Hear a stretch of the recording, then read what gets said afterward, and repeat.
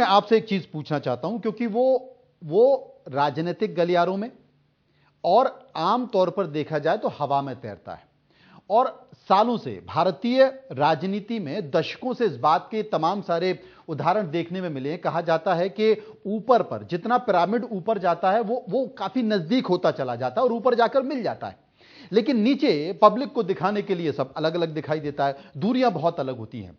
मध्य प्रदेश में भी कहीं ऐसा तो नहीं, क्योंकि कहा जाता है, कोई सबूत अब तक हमारे सामने नहीं आया है, मध्य प्रदेश में भी कहा जाता है कि साहब राजनीतिक बयानबाजी के लिए राजनीतिक पार्टियां अलग अलग होने के कारण दिखाया तो जाता है, लेकिन ऊपर जाकर सारे राजनेता मिल जाते हैं और बोले तुम मेरी छुपाओ मैं तुम्हारी छुपाओ। यही कारण है कि भ्रष्टाचार के कोई सबूत, कोई ऐसे पुख्ता सबूत किसी राजनेता के लिए अब तक दिखाई नहीं दिए हैं। और अगर जेल है, वहीं अगर दिल्ली में देखें तो भ्रष्टाचार को लेकर देश के प्रधानमंत्री नरेंद्र मोदी ने कार्रवाई की है, कई राज्यों में कार्रवाई हुई है, कई पूर्व मुख्यमंत्रियों के यहां कार्रवाई हुई है, उनके परिजन जेल में हैं, वो अभी भी जाकर पेशी लगा रहे हैं। कई मुख्यमंत्री हैं वहां पर ईडी के नोटिस आ रहे हैं, उनको हाजिरी लगानी पड़ रही है, लेकिन वहां पर अगर भ्रष्टाचार को लेकर इस तरह से कार्रवाई हो रही है तो मध्य प्रदेश में क्यों नहीं हुई?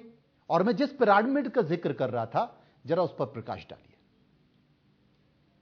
देखिए मनोज जी, 3 बातें मुझे अभी समझ में आई हैं। आप दोनों मुझसे बहुत सीनियर जर्नलिस्ट हैं, अच्छे सक्रिय लोग हैं आप लोग, मैं तो कम सक्रिय रहता हूं। नहीं, आप भी वरिष्ठ हैं। मैं भी फिर भी आपके सामने एक बात कहना चाहता हूं। मैं एक छोटा सा एग्जांपल देता हूं कि सिकंदर ने पोरस को जीता, जीतने के बाद बंदी बनाया, बंदी बनाने के बाद जो है उसको सिकंदर के सामने पेश किया गया तो पूछा तेरे साथ क्या व्यवहार होना चाहिए, तो उन्होंने कहा एक राजा जो दूसरे राजा के साथ करता है, तो उन्होंने पड़ोस के सिंहासन पर बैठा लिया उनको। तो अभिप्राय ये है साफ साफ ये सब राजा हैं और एक दूसरे को जो है सिंहासन ऑफर करते हैं, इसके बाद कुछ नहीं होता। मुझे अच्छे से याद है दिग्विजय सिंह जी के ऊपर 14,000 से ज्यादा का एक आरोप लगाते हुए 14,000 करोड़ से ज्यादा का आरोप लगाकर एक बुकलेट जारी की थी।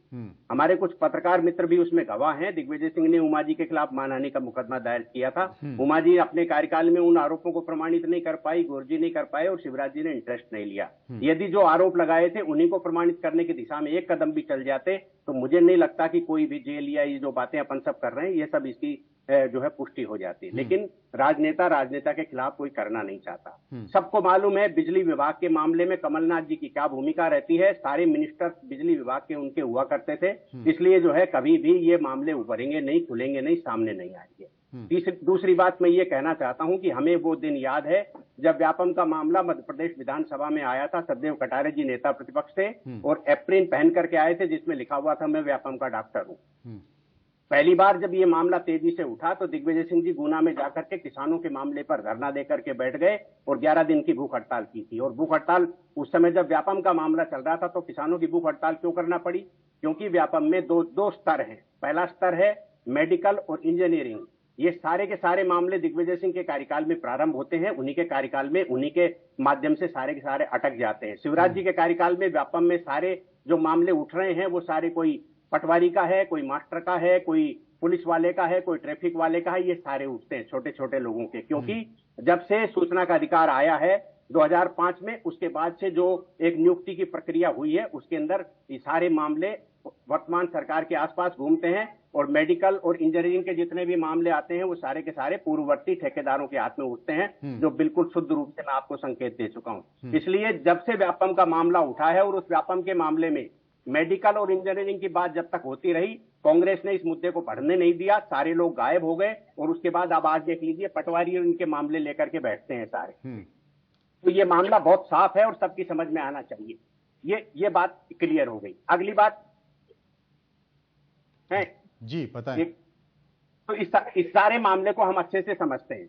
एक अगली बात मैं ये कहना चाहता हूं कि कोई भी नेता किसी दूसरे नेता के बारे में मामला नहीं लाएगा।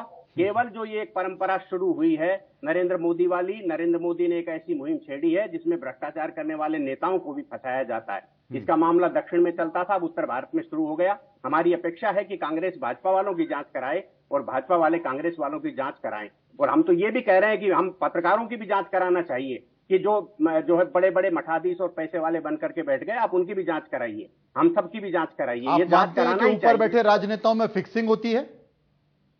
मैंने तो आपके चैनल पर पहले बोला था कि कमलनाथ को मुख्यमंत्री फिक्सिंग के आधार पर बनाया गया था। मैं दावे से कह रहा हूं आज मैं आपके चैनल पर एक डायलॉग और बोल देता हूं कि अडानी की भूमिका नहीं होती तो कमलनाथ मुख्यमंत्री नहीं बनते। ये तो सबको मालूम है, कोई नहीं समझता तो नहीं समझता। आप बताइए कि कमलनाथ जी बदले में क्या दे रहे हैं? एक भी प्रदेश के नेता को, युवा नेता को उभरने नहीं दे रहे हैं। अपने बेटे को जो है हिंदू जो है सम्राट उनको बुलाकर